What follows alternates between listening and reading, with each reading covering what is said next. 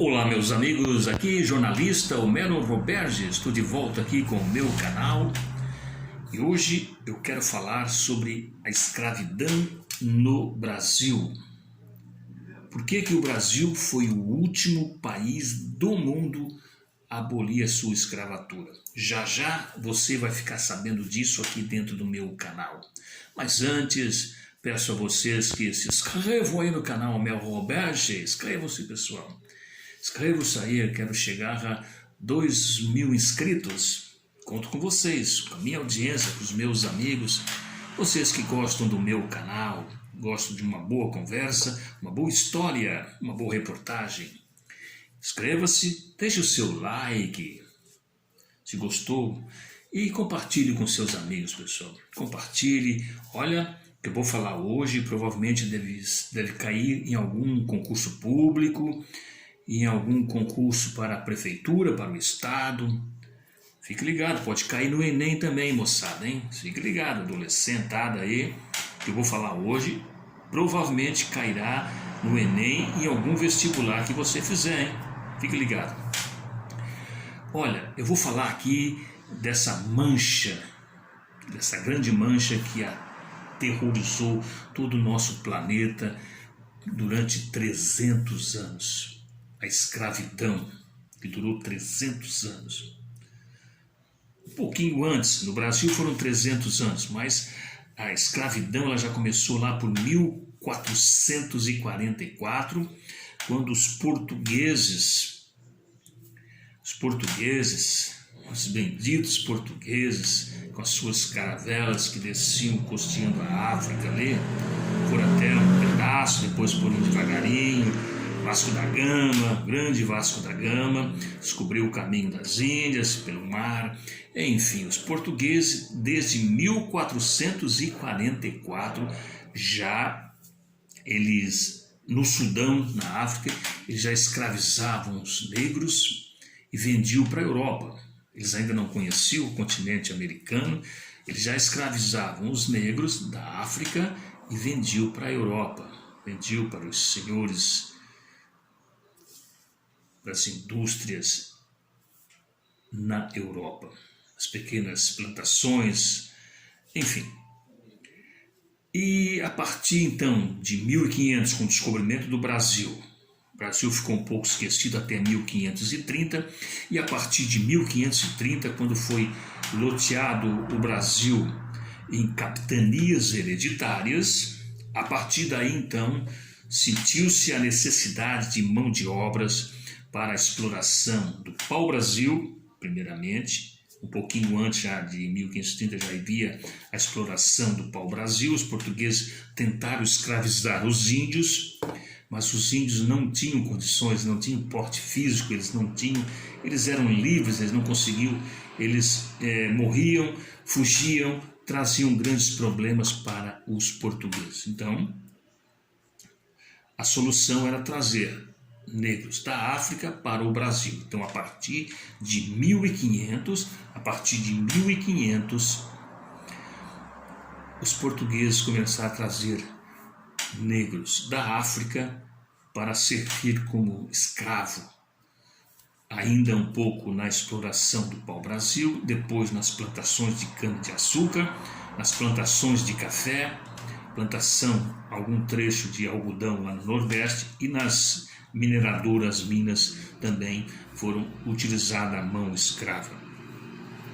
E essa grande mancha que ficou aí durante 300 anos, os portugueses primeiro eles começaram a custear a África e foram escravizando aqueles negros que viviam ali no litoral.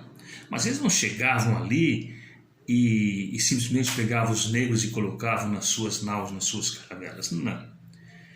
Tinham tribos rivais, assim que acontecia, tribos rivais. Uma tribo vencia uma guerra entre eles e aprisionava os negros. O negro aprisionava negro e vendia para os portugueses a preço assim de cachaça, de cigarros, né? Chamava-se tabacos. Enfim, essas coisas foram havendo uma troca. E à medida que o litoral foi ficando explorado, eles foram entrando através de África dentro. Então, O negro era arrancado da sua pátria, que era a África, levado à força em navios negreiros, e navios superlotadíssimos. Muitos morriam na viagem. Era 2, 3 meses de viagem de navio atravessando o Oceano Pacífico. Muitos morriam de fome, morriam de doença, de escorbuto, caiu os dentes tudo, a inflamação, falta de vitamina, falta de água potável, enfim. Isso é um outro detalhe que falaremos mais adiante. Mas vejam bem, pessoal.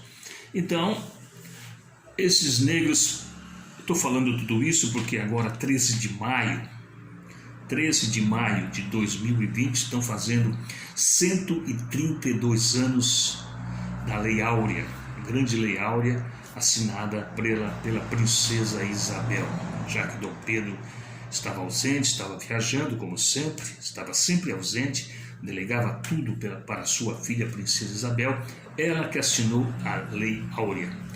E a escravidão, ela teve o seu ponto de partida, como acabei de falar, em 1530, período que deu início ao processo de colonização do Brasil, pelas capitanias hereditárias. Ali começou, para valer mesmo, a colonização do Brasil, a implantação de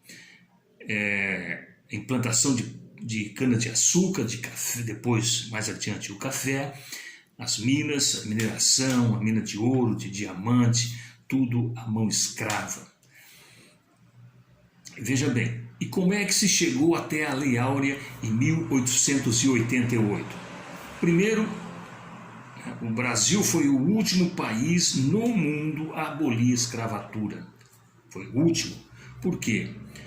Porque já no ápice, no final da escravidão ali, 1880, 1885, 1886, 1888, o Dom Pedro II, ele era um imperador muito inteligente, falava vários idiomas, muito viajado, só vivia viajando, se eximia de tudo, deixava na mão, delegava tudo, inclusive de sua filha, a princesa Isabel, e ao conde deu seu genro.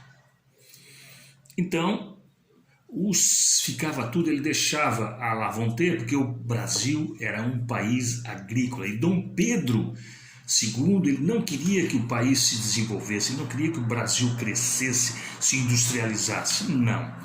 Inclusive, ele bateu de frente com o Visconde de Mauá, aquele grande visionário, grande industrial brasileiro, grande visionário, grande empreendedor brasileiro, bateu de frente com Dom Pedro, que queria industrializar, queria que o Brasil crescesse, mas Dom Pedro não queria, os senhores de engenho de café e de açúcar não queriam que o Brasil crescesse no sentido industrializado, queriam que o Brasil continuasse agrícola, e a mão de obra especializada era o negro, uma mão de obra barata, uma mão de obra praticamente de graça.